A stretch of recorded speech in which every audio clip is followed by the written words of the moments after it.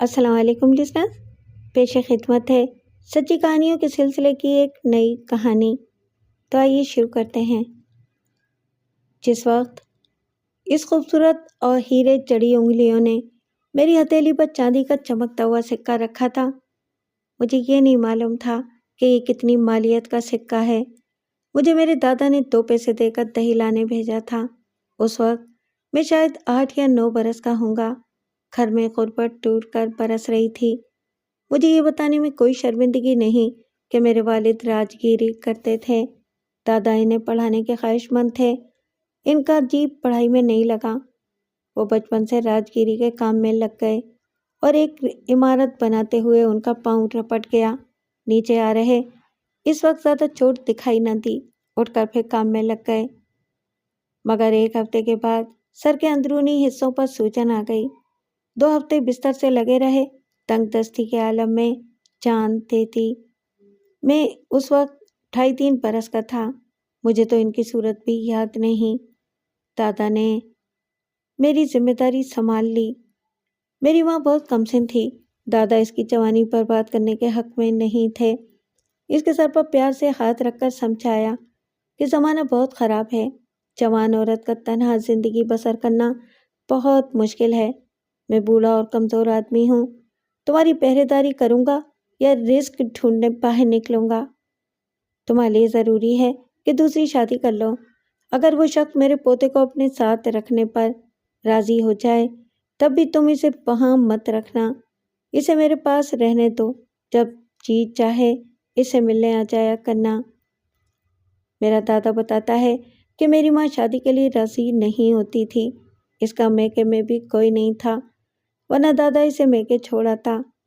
وہ زیادہ رونے چلانے لگی تو کچھ دنوں کے لیے دادا نے خاموشی اختیار کر لی اور چپکے اس کے لیے رشتہ ڈھونڈنے لگے۔ اتفاق سے دادا کا پرانا جاننے والا ایک مل گیا۔ اس نے دادا کی مدد کی اور بمبئی سے ایک لڑکے کو لے کر آیا۔ بظاہر وہ خاصا کماؤ نظر آتا تھا۔ اس نے بڑی لچھے دار باتیں کیں۔ دادا نے لڑکے پر اعتبار کر کے میری ماں کو اس سے زبردستی نکاح کروا دیا۔ وہ غریب روتی پیٹتی گھر سے رخصت ہو گئی۔ لڑکا اسے اپنے ساتھ بمبئی لے گیا۔ 3 سال تک اس کی کوئی خبر نہ ملی۔ میں خاصا بڑا ہو گیا تھا۔ دادا مجھے اپنے ساتھ گھر سے لے کر جاتے تھے، مجھے مکتب میں چھوڑتے تھے، خود مزدوری کرنے چل پڑتے تھے۔ مکتب کا مولوی میرے دادا کا دوست تھا۔ جب چھٹی ہو جاتی تھی تو مجھے اپنے حجرے میں لے آتا تھا۔ دوپہر کا کھانا میں ہی پکایا کرتا۔ آلو چھیلنا، پیاز کاٹنا، تیل کڑکڑا کر اس میں دونوں چیزیں چھوڑ دینا، یہ میرا روزانہ کا معمول بن گیا تھا۔ مولوی صاحب کو مکتب کے احاطے سے ہی سبزی ملتی تھی۔ ان کا صرف تیل کا ہی خرچہ ہوتا تھا۔ زیادہ تر وہ آلو پکوایا کرتے تھے، کبھی کبھی بھنڈی توری بھی مل جاتی تھی۔ گوشت اسی روز پکتا تھا جب کبھی کسی کے یہاں سے صدقہ آتا تھا۔ مجھے گوشت پکانے میں بڑی ہی دقت ہوتی تھی۔ دعائیں مانگا کرتا تھا کہ گوشت نہ ہی آئے۔ اس روز مولوی صاحب کا موڈ بہت شگفتہ ہوتا تھا۔ مجھے ان کی پھڑکتی مونچھوں کی کیفیت آج بھی یاد ہے۔ بے نور آنکھوں کی پتلیوں میں جیسے جان سی پڑ جاتی تھی۔ بار بار چھڑی کو تخت پر مارتے تھے۔ یہ ان کی اس طرح بھی کیفیت ہوتی تھی جسے میں مزہ لیا کرتا تھا۔ خیر یہ تو ساری اضافی باتیں ہیں جنہیں سنانے بیٹھ گیا تو بہت دور نکل جاؤں گا۔ یہاں میرا مقصد یہ ہے کہ آپ یہ اچھی طرح جان لیں کہ میرا حافظہ غضب کا تھا۔ ہر چھوٹی چھوٹی چیز اپنی جزیات سمیت مجھے یاد رہتی تھی۔ 7 برس کی عمر میں قرآن ختم کر لیا، اردو ہندی کے حروف بھی اٹھانے لگا۔ دادا کو جب مولوی صاحب بتاتے کہ تمہارا پوتا پڑھائی میں بڑا ہوشیار ہے تو وہ خوشی سے مولوی صاحب کے ہاتھ چوم لیتے، کہتے تھے اللہ نے مجھے اتنی زندگی دی کہ میں اپنی خواہش کے مطابق اس پودے کو پھلتا پھولتا دیکھ سکوں۔ دادا کو اس خواہش نے اتنی چستی اور توانائی عطا کی کہ میں نے انہیں کبھی بیمار پڑتے نہیں دیکھا۔ وہ میلوں پیدل چلتے تھے، باری باری اینٹیں اور ٹوکریاں سروں پر اٹھا کر بانس کے زینوں سے اوپر چڑھا کرتے تھے، مگر کیا مجال جو ان کی کمر میں کبھی درد ہوا ہو۔ خوراک بھی اچھی نہیں تھی، جو ملا اور جہاں ملا وہ کھا لیتے تھے۔ البتہ میری فکر بہت کرتے تھے۔ مولوی صاحب کو خاص طور پر کہہ رکھا تھا کہ وہ دوپہر کو پھل وغیرہ ضرور خرید لیا کریں۔ مولوی صاحب سمجھ جاتے تھے کہ وہ میرے لیے ایسا کہہ رہے ہیں۔ دادا انہیں پیسے دیتے تھے مگر انہوں نے قبول نہیں کیے۔ کہنے لگے، یہ میری اتنی خدمت کرتا ہے، مجھے دونوں وقت کے کھانے سے بے فکر کر دیتا ہے، میرے ہاتھ پاؤں دابتا ہے، میں اس سے 2 روٹیوں کے پیسے مانگتا اچھا لگوں گا؟ مجھے کون سا جمع جوڑ کر کے قبر میں لے جانا ہے؟ مکتب سے جو مل جاتا ہے میرے لیے بہت ہے۔ یہ سلسلہ 5 برس چلا۔ شام کو دادا مجھے لینے آ جاتے تھے۔ اس وقت میں اپنا سبق بھی پکا کر لیتا تھا اور مولوی صاحب کی خدمت بھی پوری ہو جاتی تھی۔ 8 کا ہوا تو ایک دن جب مکتب پہنچا، وہاں کوہرام پپا تھا۔ مکتب کے چوکیدار نے مولوی جی کے حجرے میں چوری کی کوشش کی۔ ان کے پاس دھرا ہی کیا تھا جو لے جاتا؟ مولوی جی کی آنکھ کھل گئی۔ انہوں نے آخر پا کر چوکیدار کی ٹانگ دبوچ لی۔ انہیں نظر تو کیا آتا تھا، ساری حصیں بیدار ہو کر ان کے ہاتھ میں آ گئیں اور جتنا چیخ سکتے تھے چیختے گئے۔ چوکیدار نے بوکھلا کر ان کے سر پر سریا دے مارا۔ وہ وہیں ڈھیر ہو گئے۔ ان کے دم نکلتے نکلتے لوگ اکٹھے ہو گئے۔ چوکیدار کا تہمت ان کی مٹھی میں دبا رہ گیا۔ وہ اجلت میں سب کچھ چھوڑ چھاڑ کر بھاگ گیا مگر بعد میں پکڑا گیا۔ میں مکتب میں گیا تو وہ مشفق اور مہربان آدمی جس نے مجھے ماں، باپ اور استاد تینوں کا پیار دیا تھا، موت کی میٹھی نیند سو چکا تھا۔ ان کے حجرے کے آس پاس پولیس والے نظر آ رہے تھے۔ ان کی لاش کا پوسٹ مارٹم ہو چکا تھا، اسے کفنانے کی تیاریاں ہو رہی تھیں۔ سب استادوں نے چندہ جمع کر کے ان کی تجہیز و تکفین کا انتظام کیا تھا۔ میرے ذہن میں وہ ساری جزیات سمیت مناظر محفوظ تھے۔ تیسرا منظر جو کبھی کبھی میرے ذہن کے دریچے سے اپنی پوری جزیات کے ساتھ جھانکتا ہے، وہ میری ماں کی موت کا منظر ہے۔ مولوی صاحب کی موت کے بعد مجھے مکتب سے ڈر لگنے لگا تھا۔ دادا جتنا سمجھانے کی کوشش کرتے تھے، میں پڑھائی سے اتنا ہی بھٹکنے لگا تھا۔ میرے دادا ان دنوں بہت پریشان رہنے لگے تھے۔ میں اسکول جانے کی بجائے سارا دن محلے کی گلیوں میں گولیاں کھیلتا پھرتا تھا۔ پھر ہوا یہ کہ شاید ان کی وفات کے کچھ ہی ماہ بعد میری ماں بغیر کسی اطلاع کے ہمارے گھر آ گئی۔ دادا اور میں رات کا کھانا کھا رہے تھے، اچانک وہ حیولے کی طرح سامنے آ کر کھڑی ہو گئی۔ چراغ کی مدھم روشنی میں دادا اسے پہچان نہیں سکے۔ وہ یہی سمجھے کہ کوئی بھکارن ہے جو کھلا دروازہ دیکھ کر اندر گھس آئی ہے۔ ڈانٹ کر بولے، ارے جا، دروازے پر جا کر کھڑی ہو، یہ کون سا طریقہ ہے کہ منہ اٹھا کر اندر آ گئی؟ چل رفیق، اسے روٹی دے کر چلتا کر۔ بھکارن منمنائی، بابا جی، مجھے پہچانا نہیں؟ میں شکیلہ ہوں، آپ کی بد نصیب بہو۔ اور مجھے یہ بھی یاد ہے کہ یہ فکرہ سنتے ہی دادا کے ہاتھ سے نوالا چھوٹ کر رکابی میں واپس گر گیا تھا۔ میری بد نصیب ماں اپنے جسم اور روح پر انگنت زخم لے کر لوٹ آئی تھی۔ اس کے شوہر نے اسے بمبئی میں عصمت فروشی کا دھندا شروع کروا دیا تھا، مار مار کر اس کا انگ انگ زخمی کر دیا تھا۔ وہ ہر روز پٹتی تھی مگر اڑیل ٹٹو کی طرح اپنی ضد پر قائم رہی۔ پھر یہ ہوا کہ اس پر مسلسل جبر ہوتا رہا، یہاں تک کہ اس نے چارپائی پکڑ لی۔ ان ظالموں نے اس پر بھی بس نہ کی اور جب وہ لا علاج ہو گئی تو چپکے سے اسے ہمارے گھر کی دہلیز پر چھوڑ کر خود فرار ہو گئے۔ اس ظلم کی تفصیل اس نے اپنی زبان سے ہمیں نہیں بتائی مگر وہ جب نیم بے ہوش ہوتی تھی تو اس کی ہذیانی کیفیت میں ادا ہونے والے جملے اس کی پوری کہانی سنا دیتے تھے۔ کبھی وہ ہاتھ اوپر اٹھا کر روتی تھی، بس کر، مجھے معاف کر دے، یہاں سے چلا جا، میں تیری بوٹی بوٹی کر دوں گی، مجھے ہاتھ مت لگانا۔ ایسے سینکڑوں تکلیف دہ جملے تھے جنہوں نے اس کی 5 سالہ ازدواجی زندگی کے سارے مظالم دادا کو بتا دیے۔ میں اس وقت ان باتوں کو مفہوم نہیں سمجھتا تھا۔ دادا نے مجھے بتایا تھا کہ یہ تیری ماں ہے، تیرے ابا کے انتقال کے بعد میں نے اس کی بھلائی کی خاطر اس کی دوسری شادی کر دی تھی۔ میں یہ سمجھتا رہا کہ وہ اپنے بال بچوں میں خوش و خرم زندگی گزار رہی ہوگی کہ ایک دفعہ جی چاہا اس سے تجھے ملا لاؤں، مگر ڈرتا تھا کہ کہیں تجھے دیکھ کر وہ اور اسے دیکھ کر تو بکھر نہ جائے۔ اگر مجھے یہ پتا ہوتا کہ ظالموں نے اس کو اپنی کمائی کا ذریعہ بنا لیا ہے تو ابھی بوڑھی ہڈیوں میں اتنی طاقت ہے کہ ان کا قیمہ بنا دیتا، مگر اب کیا فائدہ؟ یہ سب میری غلطی کی وجہ سے ہوا۔ عورت تو نازک بیل ہوتی ہے، اسے جہاں چاہو چڑھا دو، اگر اسے مضبوط سہارا ملے تو پھلنے پھولنے لگتی ہے۔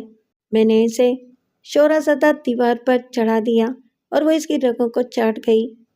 ہائے، کیا میں اتنا احمق ہوں کہ اچھے برے میں تمیز ہی نہ کر سکا؟ کیا میں اسے 2 وقت کی روٹی نہیں کھلا سکتا تھا؟ میں نے بہت بڑا پاپ کیا ہے بیٹے، شاید مجھے اس جرم پر اللہ بھی معاف نہ کرے۔ میری بیمار ماں نے 2 ہفتے بعد گھر کے آنگن میں دم توڑ دیا۔ پہلے 2 دن تو اس نے کچھ سکون سے گزارے تھے، مگر آخری دنوں میں اس کی حالت بہت خراب ہو گئی تھی۔ اس کے مرنے کے بعد دادا بہت زیادہ بے چین ہو گئے تھے۔ مولوی صاحب کے بعد یہ دوسری موت تھی جس نے میرے دل کو وحشت سے آشنا کیا۔ میں نے اپنی ماں کی میت نہیں دیکھی کیونکہ دادا نے مجھے پڑوس میں بھجوا دیا تھا، مگر یہ جان گیا تھا کہ میری ماں نے یہ گھر، یہ دنیا ہمیشہ کے لیے چھوڑ دی ہے۔ مجھے گھر سے وحشت سی ہونے لگی۔ دوبارہ مکتب میں دل لگ گیا۔ دادا میری اس ذہنی تبدیلی سے بظاہر بہت مطمئن ہو گئے تھے، مگر اندر اندر کھلتے چلے جا رہے تھے۔ وہ شخص جو پہلے کبھی بیمار نہ پڑا تھا اب صورت سے بیمار دکھائی دینے لگا تھا۔ مجھ سے کہتا تھا، رفیق دیکھ، تیری ماں کے دکھ نے مجھے مار دیا۔ وہ کونپل جیسی نازک لڑکی میری بزدلی کی بھینٹ چڑھ گئی۔ اگر میں بہادر ہوتا تو اسے اس کی خواہش کے مطابق اپنے گھر ہی رہنے دیتا۔ میں اس کا باپ تھا اور تو اس کی اولاد، کنبہ تو پورا تھا۔ تو جوان ہوتا، اس کا اور میرا سہارا بن جاتا۔ ہم تو ساری عمر تندوروں کی روٹی کھاتے رہے، گھر کی پکی تازہ غذا کھاتے۔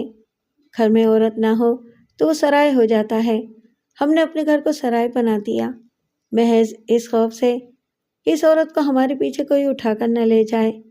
میں بزدل تھا نا، اس کی حفاظت نہ کر سکنے کے خوف سے اسے دوسرے کے حوالے کر دیا اور پھر پلٹ کر خبر بھی نہ لی۔ یہ سب میری وجہ سے ہوا ہے رفیق، تو میرے غم کو ابھی نہیں سمجھے گا۔ اتنا دکھ تو مجھے اپنے بیٹے کی موت کا بھی نہیں ہوا تھا جتنا تیری ماں دے گئی، اور جس دن ان ہیرے جڑی انگلیوں نے چاندی کا چمکتا ہوا سکہ میری ہتھیلی پر رکھا تھا۔ میں دادا کی دوائی لینے حکیم کی دکان پر آیا تھا۔ دادا کو کئی روز سے شدید کھانسی ہو رہی تھی۔ اس حکیم سے انہوں نے میری ماں کا 15 دن علاج کرایا تھا۔ وہ بھی دادا کے بہی خواہوں میں سے تھے، ہمیشہ عزت سے بٹھاتا تھا اور دوسرے مریضوں سے زیادہ توجہ دیتا تھا۔ دادا نے مجھے اسی کے پاس بھیجا۔ میں دوا کی پڑیاں جیب میں ڈال کر باہر نکل رہا تھا کہ موٹر پر نظر پڑ گئی۔ اس زمانے میں موٹر بڑی نایاب چیز تھی، اور اگر اس میں عورت بیٹھی ہو تو وہ دنیا کا 7واں عجوبہ بن جاتی تھی۔ گلی کے بہت سارے بچوں نے اسے گھیر لیا تھا، کچھ بڑے بھی تماشا دیکھنے آ گئے تھے۔ میں بھی ایک کونے میں کھڑا ہو گیا۔ عورت بڑی نخوت سے اتری، اس کا سراپا انگوری رنگ کی ریشمی ساڑی میں لپٹا ہوا تھا۔ وہ اتنی خوبصورت تھی کہ میرا رواں رواں آنکھیں بن کر اس کو سر سے پاؤں تک دیکھ رہا تھا۔ وہ لچکتی مٹکتی حکیم جی کی دکان پر چلی گئی۔ گلی میں لوگ جمع ہونے لگے تھے۔ ایسا لگتا تھا کہ یہ کوئی آسمانی مخلوق ہے جسے دیکھنے کے لیے سارا زمانہ جمع ہو گیا ہے۔ وہ شاید 10-15 منٹ ہی اندر رہی ہوگی۔ باہر نکلی تو گلی میں اتنی بھیڑ لگ چکی تھی کہ اس کا گاڑی تک پہنچنا مشکل ہو گیا تھا۔ میں کونے میں کھڑا حیرت سے یہ سارا تماشا دیکھ رہا تھا کہ لوگ اسے قریب سے دیکھنے کی کوشش میں دھکم پیل پر اتر آئے۔ ایک لڑکے نے جوش میں آ کر اس کی گاڑی کے ٹائر میں پتھر پھینک کر مارا۔ مجھے اس لڑکے کی حرکت بہت بری لگی کہ اگر یہ پتھر گاڑی کی بجائے اسے لگ جاتا تو۔ میرے اندر ابال سا اٹھا۔ میں نے اس لڑکے کو گریبان سے پکڑ کر 2 پٹخنیاں دے ڈالیں۔ وہ اٹھ کر مجھ پر پل پڑا۔ ہم دونوں کی اچھی خاصی لڑائی ہو گئی۔ میری قمیض پھٹ گئی، چہرے پر خراشیں بھی آئیں، مگر میں نے اسے ایسا رگیدا کہ اگر وہ آ کر نہ چھڑا لیتی تو میں اس کی چٹنی بنا دیتا۔ اس نے جیسے ہی "اے بوائے" کہا، میں اس گھگیاتے ہوئے لڑکے کے سینے سے اتر آیا۔ وہ مجھے دیکھ کر مسکرا رہی تھی۔ میں سر پٹا گیا، جھٹ سے سلام دے مارا۔ وہ بڑے ہی ملائم لہجے میں بولی، تمہارا نام کیا ہے؟ میں نے کہا رفیق احمد صدیقی۔ اس کے ملیح چہرے پر مسکراہٹ کی نرم لہریں پھیل گئیں۔ بولی یہ تو بہت لمبا نام ہے، کیا اسکول میں پڑھتے ہو؟ میں نے اس بات میں سر ہلا دیا اور وہ کہنے لگی اچھا بتاؤ تم نے اس لڑکے کو کیوں مارا؟ میں نے کہا اس نے آپ کے ساتھ بدتمیزی کی تھی۔ میرے دادا کہتے ہیں کہ جو لوگ عورت کی عزت نہیں کرتے، اس سے محبت کا سلوک نہیں کرتے، انہیں اللہ کبھی معاف نہیں کرے گا۔ اس عورت کی آنکھوں میں حیرت کھل گئی۔ بولی تمہارے دادا تو کوئی بہت بڑے آدمی لگتے ہیں، تمہارے ابا کیا کرتے ہیں؟ میں نے بتایا کہ ان کا انتقال ہو چکا ہے، میری والدہ بھی مر چکی ہیں، دادا نے میری ماں کی دوسری شادی کر دی تھی، ان لوگوں نے میری ماں کے ساتھ برا سلوک کیا اور وہ مر گئی۔ میرے دادا کہتے ہیں کہ ان کی غفلت نے اسے مارا ہے، اس لیے وہ بیمار پڑ گئے ہیں، میں ان کی دوا لینے آیا تھا۔ سارا مجمع بڑی دلچسپی سے میرا اور اس کا مکالمات سن رہا تھا۔ اس نے جلدی سے پرس کھولا اور ایک چمکتا ہوا سکہ ہتھیلی پر رکھ دیا۔ مجھے اس وقت اس سکے کی مالیت کا علم بھی نہیں تھا کہ کبھی زندگی میں اتنا بڑا سکہ دیکھا ہی نہیں تھا۔ دادا نے مجھے لالچ سے نفرت سکھا دی تھی، شاید اس لیے مجھے ایسا لگا کہ اس نے مجھے خیرات دی ہے۔ میں نے فوراً سکہ اسے لوٹا دیا، کہا آپ مجھے خیرات دے رہی ہیں؟ میں آپ کو فقیر دکھائی دے رہا ہوں؟ وہ محبت سے بولی نہیں، یہ تمہاری بہادری کا انعام ہے، اور دیکھو نا تمہاری قمیض بھی تو پھٹ گئی ہے نا، یہ میری وجہ سے ہوا ہے نا؟ میں نے کہا نہیں جی، آپ مجھے غریب سمجھ رہی ہیں اسی لیے پیسے دے رہی ہیں۔ وہ پریشان سی ہو گئی، بولی اچھا ٹھیک ہے، پیسے مت لو، آؤ میری موٹر میں بیٹھو، میں تمہیں تمہارے گھر چھوڑ دوں گی۔ شریف لڑکے پھٹی ہوئی قمیض پہن کر نہیں چلا کرتے، راستے میں لوگ مذاق اڑائیں گے۔ یہ بات میری ننھی سی عقل میں آ گئی کہ چلو مفت کی سیر ہو جائے گی۔ کبھی زندگی میں موٹر میں بیٹھا نہیں تھا اور اس میں خیرات والی کوئی بات بھی نہیں تھی۔ خوشی خوشی اس کے برابر بیٹھ گیا۔ تھوڑی دیر بعد ڈرائیور آ گیا، وہ پان کھانے چوک والے نکڑ پر گیا ہوا تھا، تبھی یہ سارا ہنگامہ برپا ہوا۔ ڈرائیور کے آتے ہی مجمع چھٹ گیا، گاڑی چل پڑی۔ اس نے ڈرائیور کو میرے بارے میں بتایا۔ مجھے ساری بات یاد نہیں، مگر وہ سرشاری اور مستی کی کیفیت یاد ہے جو پہلی بار موٹر میں بیٹھنے سے حاصل ہوئی تھی۔ وہ میرے ساتھ میرے گھر اتری، دادا سے کچھ بات بھی کی تھی۔ دادا نے اس کا بار بار شکریہ ادا کیا تھا۔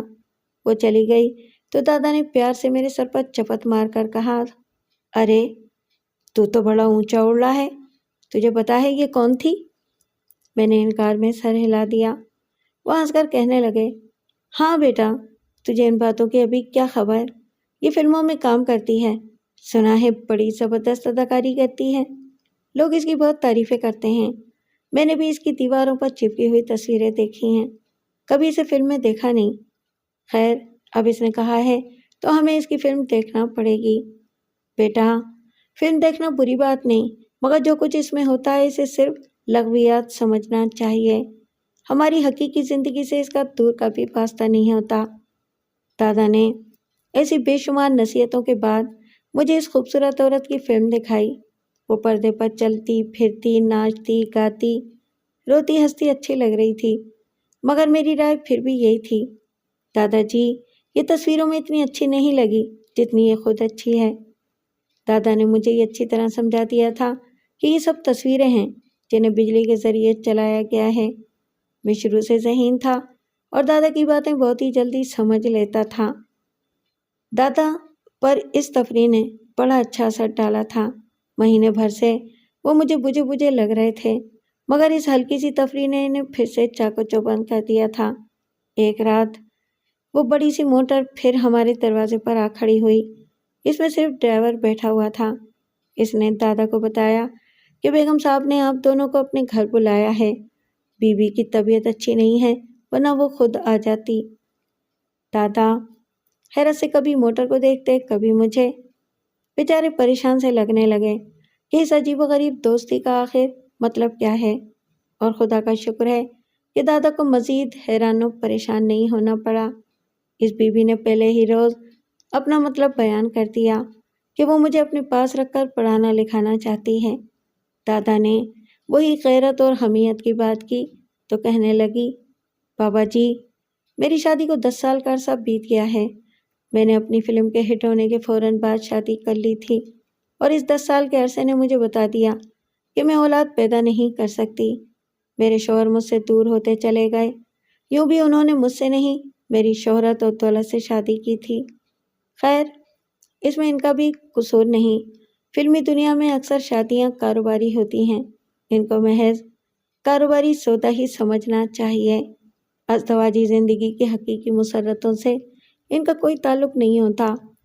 باہر والے ان جوڑوں پر رشک کر رہے ہوتے ہیں کہ کیسا حسین جوڑا ہے، جسے دولت، شہرت، حسن اور محبت سبھی کچھ مل گیا، مگر یہ سب کاغذی جوڑے ہوتے ہیں جو کچھ معاملات میں مفاد کی بنیادوں پر سودا کر کے ایک دوسرے کے ساتھ رہنے پر مجبور ہوتے ہیں۔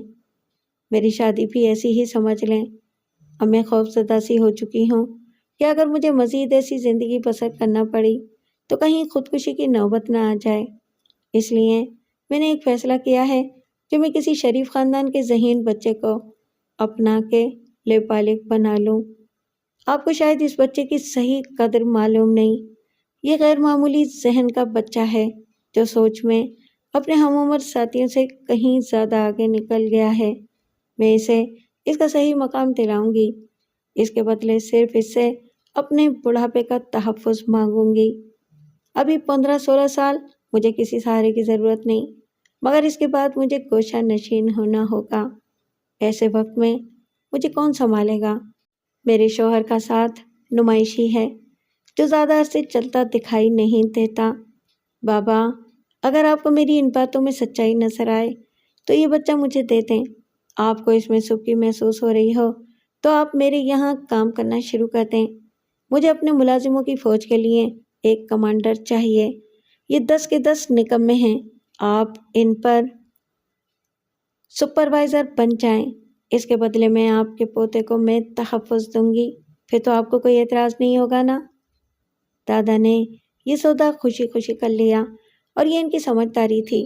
وہ 2 سال اور زندہ رہے، مگر میری طرف سے بالکل مطمئن ہو گئے تھے کہ گھر میں مجھے ٹیوٹر پڑھانے آتے تھے۔ میرا حلیہ ایک دم بدل گیا تھا۔ میں پہلے ہی بلا کا ذہین تھا۔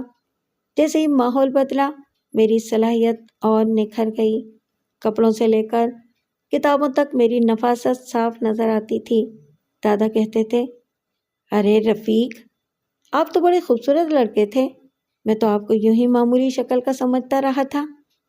اچھی خوراک، حد درجہ، توجہ اور قیمتی پوشاک جسے بھی نصیب ہو جائے وہ تھوڑا بہت تبدیل تو ہو ہی جاتا ہے، مگر میں اتنا زیادہ بدل گیا تھا کہ دادا جی بھی مشکل سے پہچانتے تھے۔ کہتے تھے، اب تو کھل کر آپ کو پیار بھی نہیں کر سکتا کہ مجھے آپ رفیق تو لگتے ہی نہیں۔ جب سے میں یہاں آیا تھا میرے دادا جی مجھے خود ہی آپ کہہ کر مخاطب ہوتے تھے۔ عزت پہلے گھر سے شروع ہونا چاہیے۔ میں آپ کی عزت کروں گا تو سارا زمانہ آپ کو جھک کر سلام کرے گا۔ میں اپنے اچھے دادا کی اور کیا کیا باتیں بتاؤں۔ انہوں نے مجھ سے کہا تھا کہ بیٹا، اس عورت کو ایکٹریس کبھی مت سمجھنا۔ کسی بھی عورت کی روح ایکٹریس نہیں ہوتی، اسے یہ مرد ہی ایکٹریس بناتے ہیں۔ وہی ڈرامے لکھتے ہیں، وہی اسٹیج سجاتے ہیں۔ پیٹ کی خاطر عورت کو اس کا دیا ہوا کردار ادا کرنا پڑتا ہے۔ آپ کبھی اسے دنیا کی نظر سے نہ دیکھنا۔ اس نے آپ کو عزت دی اور آپ اس کو عزت دینا۔ اور میں نے واقعی اپنی محسن کو پوری عزت دی۔ وہ کہتی تھی، مجھے ممی کہا کرو۔ میں نے جواباً کہا، میں آپ کو دیدی کہوں گا۔ آپ اتنی نازک گڑیا جیسی عورت ہیں کہ ماں کا لفظ آپ کے ساتھ لگا دوں تو آپ میری نظر میں ایک دم بوڑھی بوڑھی سی ہو جائیں گی۔ مجھے آپ دیدی ہی کہنے دیں۔ وہ مسکرا کر چپ ہو گئی۔ میری اس دیدی نے مجھ سے حقیقتاً بہت محبت کی۔ مجھے بمبئی کے اعلیٰ اسکول میں داخل کروا دیا۔ ان کے نام نہاد شوہر فلمی دنیا میں بری طرح فلاپ ہو گئے تھے اور دیدی کا ستارہ عروج پر تھا۔ وہ بیوی سے حاسد ہو گئے تھے۔ دیدی نے مجھے بتایا تھا کہ یہ شخص ان کا ایک لحاظ سے محسن ہے، اس لیے وہ اسے خوش رکھنے کے لیے ہر طرح سے مدد کرتی تھیں۔ اس کے جائز ناجائز سارے مظالم ہنسی خوشی سہ لیا کرتی تھیں۔ ان کا سارا خرچہ بھی وہی اٹھاتی تھیں۔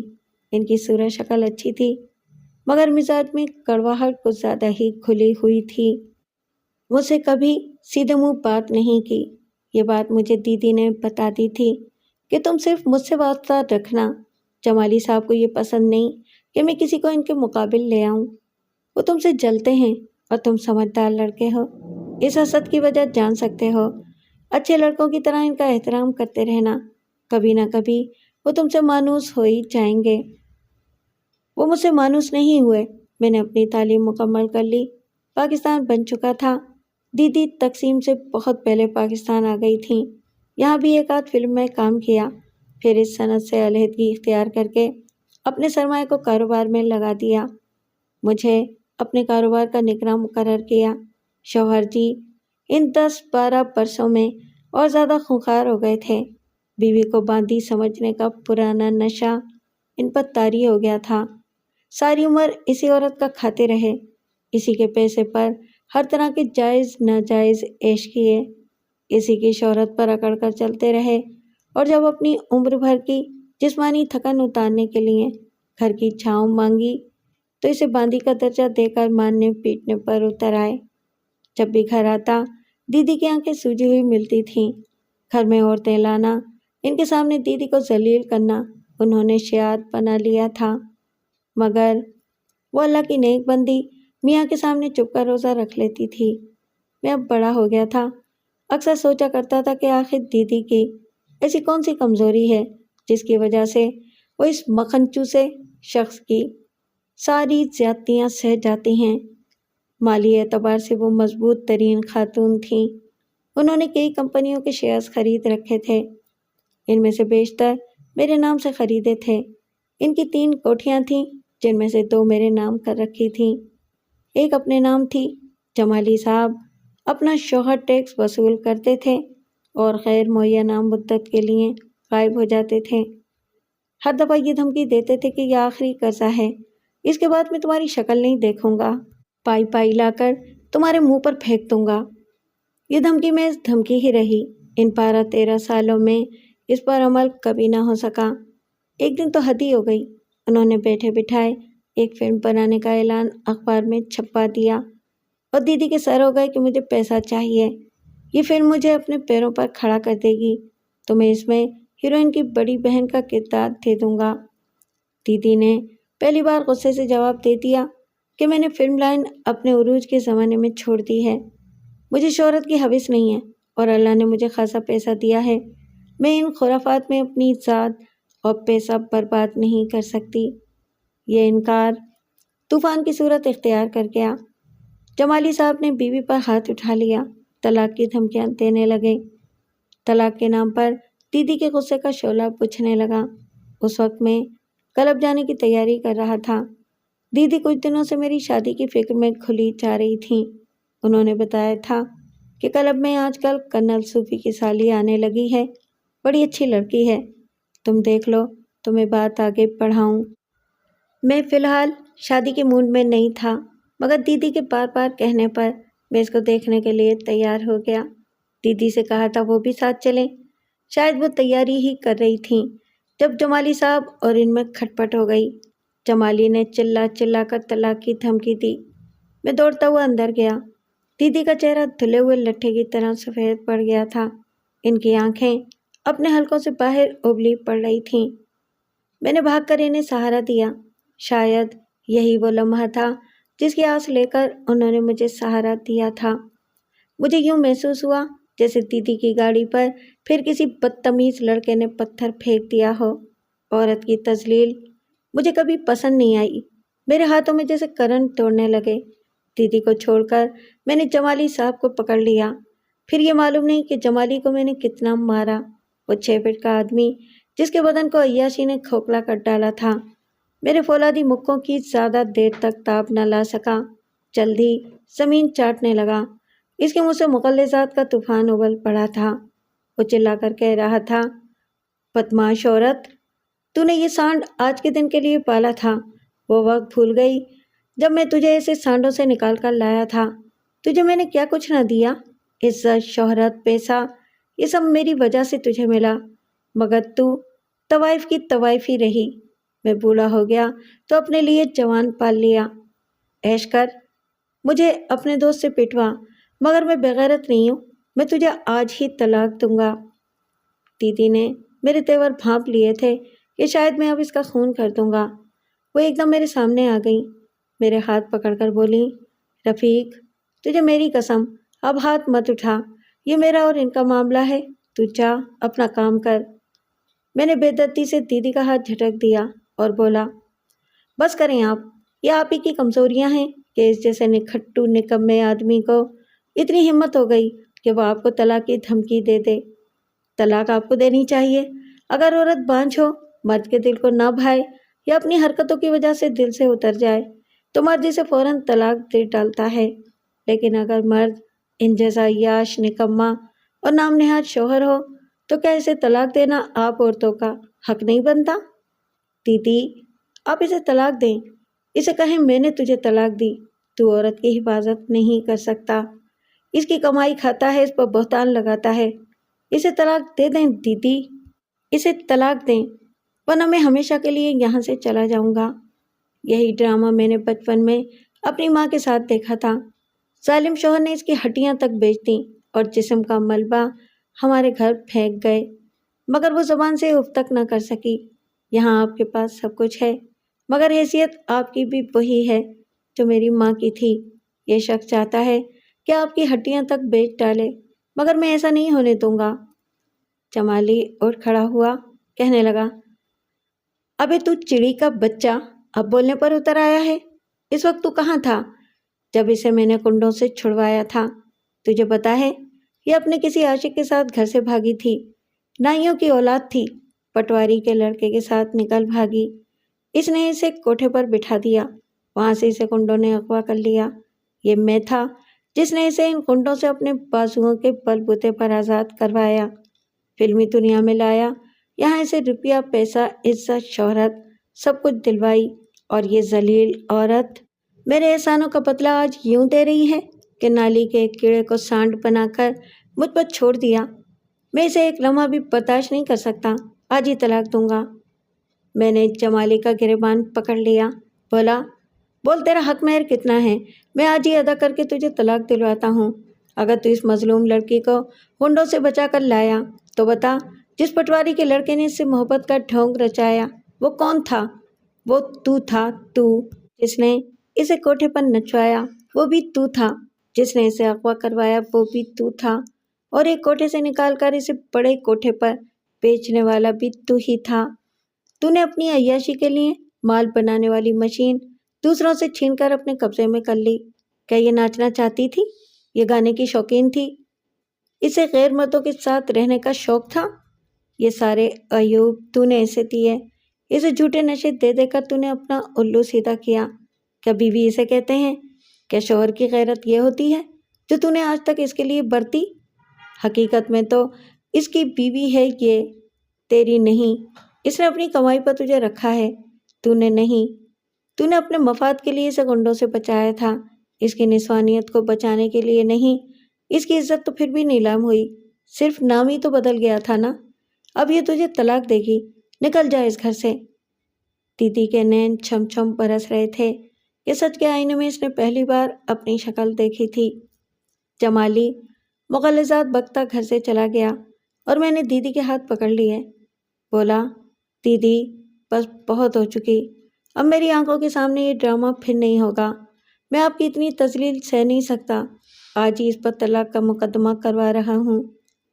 دیدی روتے ہوئے بولی، رفیق، تو نہیں جانتا، عورت کے لیے مرد بہت بڑا سہارا ہوتا ہے، یہ جو کچھ بھی ہے مگر میرے لیے پناہ ہے، میری چھت ہے، معاشرے میں میرا کیا مقام ہے؟ شرفا طوائف کہتے ہیں اور تماش بین ایکٹرز، دنیا میں ایک شخص تو ایسا ہے جو مجھے بیوی کہتا ہے، کیا یہ میرے لیے باعث تسکین نہیں؟ تیرا کیا ہے؟ شادی کے بعد تو اپنی زندگی میں مگن ہو جائے گا، پھر میری چھت کون بنے گا؟ بول۔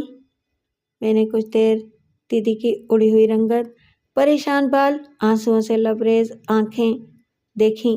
میرے دل کے اندر، بہت اندر، میرے دادا کی آواز گونجی، بیٹا، یہ عورتیں نازک بیل ہوتی ہیں، اگر مضبوط دیواروں پر انہیں چڑھا دیں تو یہ بہت پھلتی پھولتی ہیں، شورا زیادہ دیواروں پر چڑھا دو تو انہیں شورا چاٹ لیتا ہے۔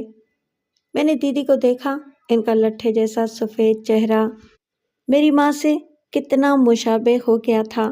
وحشت زدہ آنکھوں میں میری ماں کا سارا غم سمٹ آیا تھا، وہ غم جو صدیوں سے عورت کا مقدر بنا دیا گیا ہے۔ میں نے نرمی سے دیدی کے ہاتھ تھام لیے اور محبت سے بولا، تو میری سگی بہن تو نہیں ہے، تو نے مجھے ماں کی محبت دی، مگر سگی ماں تو نہیں ہے۔ میں مرد ہوں اور تو عورت۔ کیا ہوا جو تجھے وقت نے مجھ سے 14-15 برس پہلے پیدا کر دیا؟ میں تیرا مرد بنوں گا، تجھے وہ سچا پیار دوں گا جس کی تلاش میں تو نے یہ صدیوں کا سفر کیا ہے۔ دیدی پھٹی پھٹی آنکھوں سے مجھے دیکھ رہی تھی۔ اگر وہ بے ہوش نہ ہو جاتی تو میں جھک کر نرمی سے ان کے بال چوم لیتا۔ ہاں، میری بیوی یہی وہ عورت ہے جس نے پیار کی تلاش میں صدیوں کا طویل سفر طے کیا تھا۔ مجھ سے بڑی سہی، مگر میری محبت ہے، میرا وقار ہے، میری عزت ہے، میری من گوہا ہے۔ مجھے اس کے پیسے کا لالچ نہیں کہ اس نے مجھے دنیاوی دولت سے بڑی چیز عطا کی۔ مجھے اولاد کی ضرورت نہیں کہ اس نے مجھے بتا دیا۔ اولاد کا نہ ہونا اتنا بڑا زیاں نہیں جتنا سچا پیار کھونے کا ہوتا ہے۔ دنیا کچھ کہے کچھ سنے، مجھے اس کی قطعی پرواہ نہیں۔ ہم پچھلے 11-12 برس سے انتہائی خوشحال ازدواجی زندگی بسر کر رہے ہیں، اور جب تک میں اور وہ زندہ ہیں اسی طرح ہنستے کھلکھلاتے وقت گزاریں گے کہ میں نے عورت کو اس کی روح کے حوالے سے پہچان کر اس کا حقیقی مقام دیا ہے۔